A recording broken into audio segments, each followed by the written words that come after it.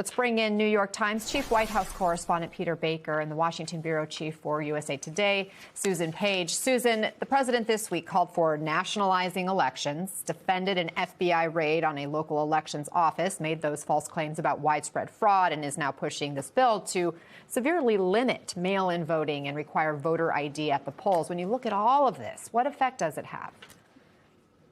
Well, I think the concern by many people who deal with elections is that it goes to undermining America's trust in its election, and specifically in the elections we're going to see next November. And that is, to be clear, a problem that does not exist.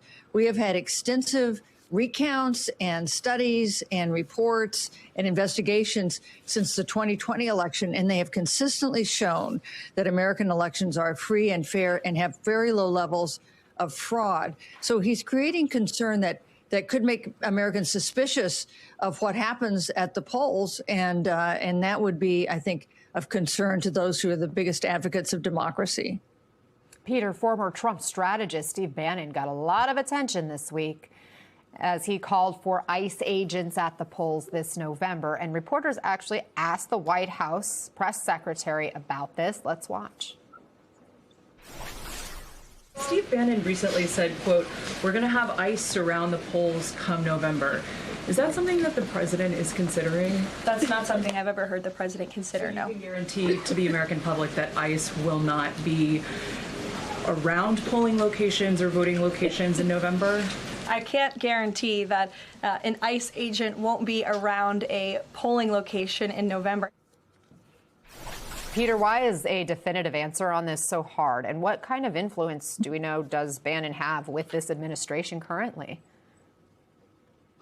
Well, I mean, look, Bannon isn't on the inside anymore, but he does provide some of the intellectual ferment for Trumpism. And the things he says on his podcast tend to get out there in the ether, the kind of things that ultimately get picked up by allies of the president. And you could see the president himself perhaps finding some appeal there. Remember that the president was recommended by Mike Flynn and Sidney Powell and those folks at the end of the 2020 election, after he lost, and yes, he did lose, that he should order the military to seize voting machines in 6 states that he lost and rerun the election so that he could then presumably win. He didn't do it because basically everybody else around him said, oh, you can't do that, White House counsel and so on and so forth.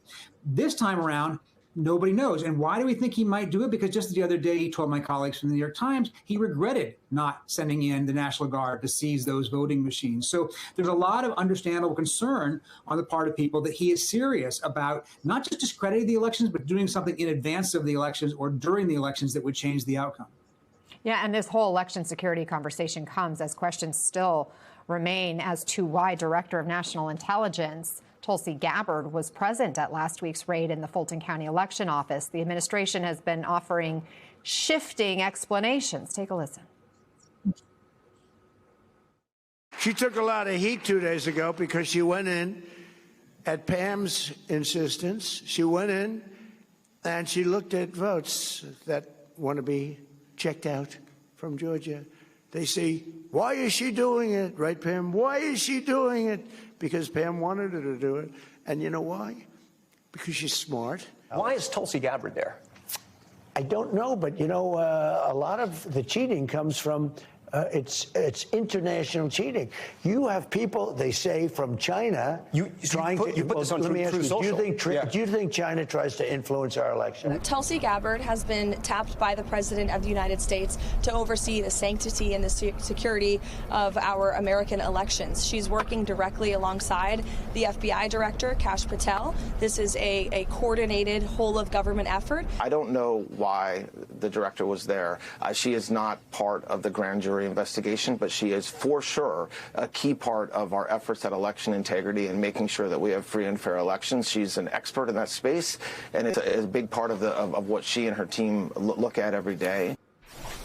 And then just moments ago, Pam Bondi, the Attorney General, said, quote, DNI Gabbard and I are inseparable. We constantly talk. We collaborate as a cabinet. We are all extremely close, know what we are all doing at all times. So, Susan, what does it tell you that everyone seems to have a different explanation? You know, Pam Bondi's answer did not answer the question that was posed. And the reason we care about this is a very untraditional use of the nation's top spy master, of the director of national intelligence, usually focused on threats abroad, to be involved in the investigation of a past domestic election. And the concern is that maybe this signals the use of new law enforcement agencies, new investigative powers to look at the next election. So it's you know, in 2020, President Trump talked a lot about election fraud beforehand, and a lot of people didn't take him too seriously. But I think after the experience since 2020 and the argument that he continues to make about that election makes people take his words very seriously this time around. And we're asking questions of leaders at the local and state level of what can you do about it. I think that's also a very big concern on so many Americans' minds right now, and we don't have the answer about what can be done about it. Peter, overnight, the president was posting videos that focused on election conspiracies, and as part of this one video post, there was a racist AI-generated clip at the very end of the video showing the faces of the Obamas superimposed on the bodies of apes. And I'm not going to show that. It's obviously hugely disturbing, but it is catching the attention. We don't want to ignore it. Republican Senator Tim Scott of South Carolina, in fact, is calling it out. He just posted, quote, praying it was fake because it's the most racist thing I've seen out of this White House. The president should remove it.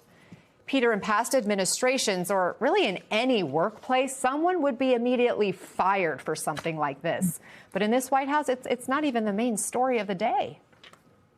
No, you're absolutely right to point that out. It's just par for the course. This is the kind of thing we see out of this White House. We've never seen this kind of thing out of any president in modern times. Not to say there haven't been presidents in the past who were racist or played to racist tropes. Certainly, you know, before the modern era, that was pretty common. But you didn't have this kind of overt and you know, so explicit appeal to racism in our lifetime, basically in the last number of generations. And it's just, it is of a piece. This is the same president who came to national politics by claiming that President Obama wasn't born in this country. It was a racist trope then. It's a racist trope now. And this has been part of his modus operandi. And you're right, there has not been a penalty or accountability for it. He simply says, oh, I just retruth things. He was asked the other day in an interview, do you believe these things you put up there? He says, no, but I retruth some of them. Well, why do you retruth them if you don't believe them? He's willing to do and say almost anything, it seems, to get attention. And this is the latest.